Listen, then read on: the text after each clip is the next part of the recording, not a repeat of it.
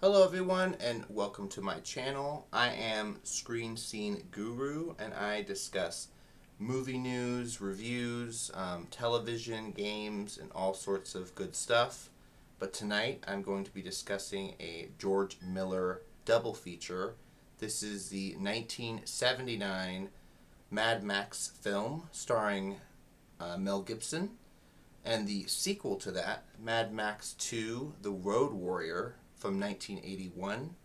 So, starting off, I'll go into the first film. The premise is setting in a post apocalyptic, far off future. Well, not too far off, but a gas starved Australia is dealing with the unruly patrols of gangs, of biker gangs, all sorts of types. And this policeman, played by Mel Gibson, is a main force officer, given the task to protect the populated zones by any means necessary. He's given an Interceptor, which is a modded out sort of a supercar to defend against criminals. I thought this was a very interesting premise. I liked all the acting in it. Going into a little bit of highlights, of course, this stars Mel Gibson, but it's also got Steve Bailey as Jim Goose. I liked his character a lot. His partner, I thought it was kind of fascinating that there was a goose mentioned in this Mad Max film and also in the first Top Gun. Bit of a coincidence there. Gooses getting their necks, reaching their necks out and getting their necks chopped a bit.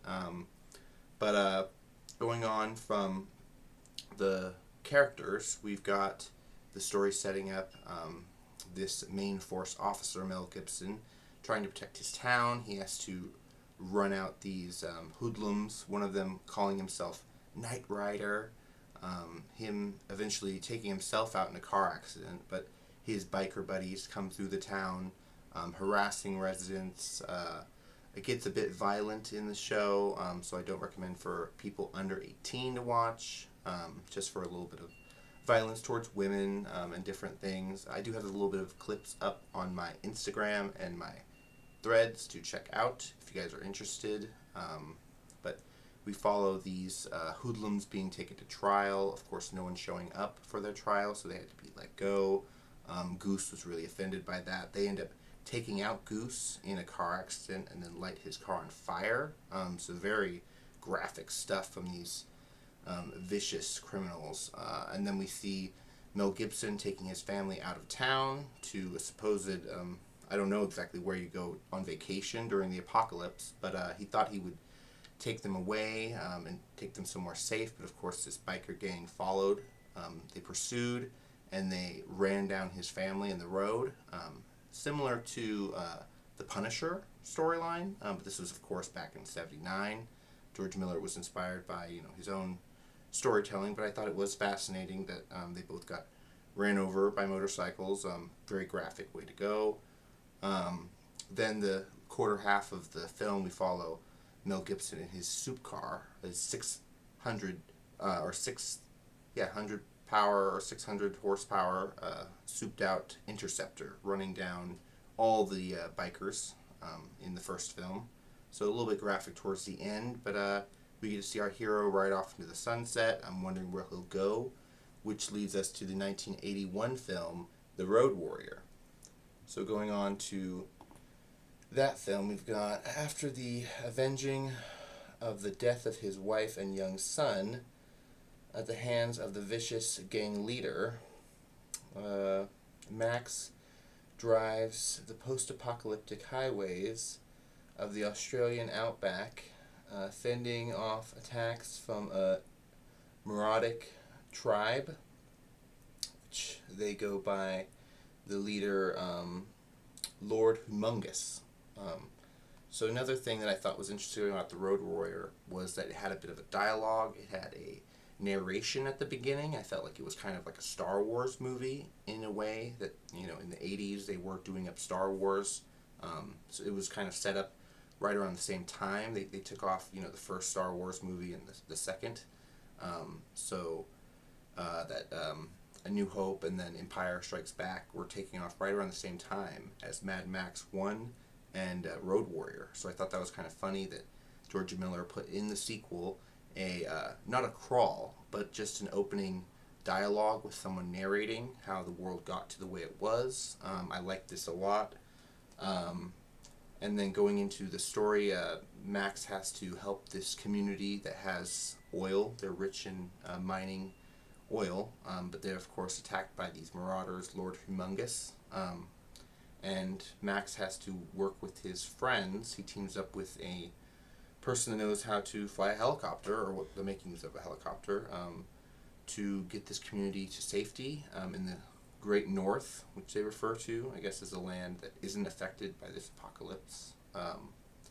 So very interesting story here. Going into a bit of the ratings for these films, the first one from 79 has a 6.8 on IMDb, which is pretty good.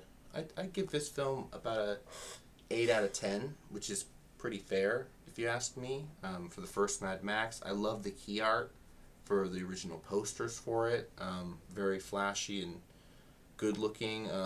And then, of course, Mad Max 2, The Road Warrior, has a 93%, so it's pretty fresh on Rotten Tomatoes.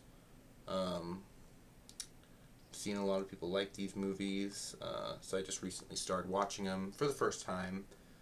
They are a little bit violent towards women, so I am concerned for people younger audience to watch them for the first time. I didn't know personally how violent they were. And interesting that they have a female lead in the franchise now with Furiosa, that they're on the edge of being censored with all that stuff. But I'm definitely going to work my way up to the Thunderdome. I don't know if I want to watch exactly Fury Road again, because that wasn't really my favorite Mad Max film. I'm really interested in getting to Furiosa, which is now on Netflix. So if you guys haven't checked that out, let me know if that's a pretty good film. Going on to a little bit of movie news I heard this week. I just want to end the video on a little bit of a sizzle or scoop news.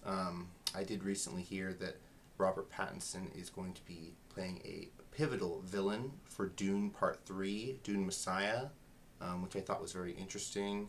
It reminded me of the story of Austin Butler being the villain for Dune Part 2. It has brought to some concern of the fans of when we will be getting a Batman Part 2 if Robert Pattinson is taking up all these roles. From what we know right now, it's currently Matt Reeves is having some personal family drama, and that's why he has yet to finish his script. We've all been kind of just waiting and listening for news to be heard from scripts to be released, or maybe even James Gunn to be announcing a new Superman trailer being dropped recently, or some kind of news with other projects being announced. But as far as we know, the soonest we're going to be getting Batman Part 2 is 2027, which I thought was kind of a far off long shot, but a lot of people are liking it to Blade. Now, we haven't gotten as many delays as Blade. If we're following the charts, we've gotten 6 delays for Blade, and there's only been 3 delays for Batman Part 2. So it's still ways off, but I've seen people liken it to Blade with Mahershala Ali, which was announced at Comic-Con in 2019. And here we are in 2025, and there's no excuses for Marvel at this point. But with their announcements of all these characters showing up, I mean, they did say Mahershala Ali would play a voice role in Marvel Zombies, which is kind of speculative to where he would be. 2 roles are saying he's going to play Blade and Moon Knight in that role, so very interesting because their Moon Knight got killed off in Marvel Zombies. But I guess we're going to have to hear back from them whenever we're going to get. I think we're going to get in October, so later in the year. But interesting to hear they've yet to close a deal with Mahershala Ali because he's 2-time Academy Award actor.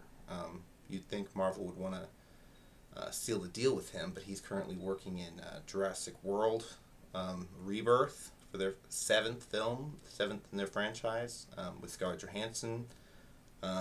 So they're doing good work there. But let me know what you guys think about the news.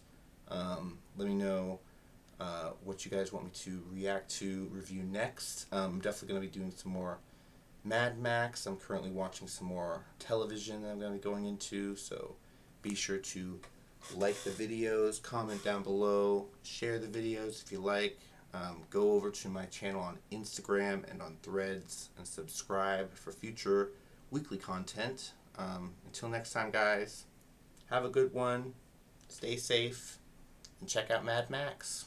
Alrighty, bye-bye.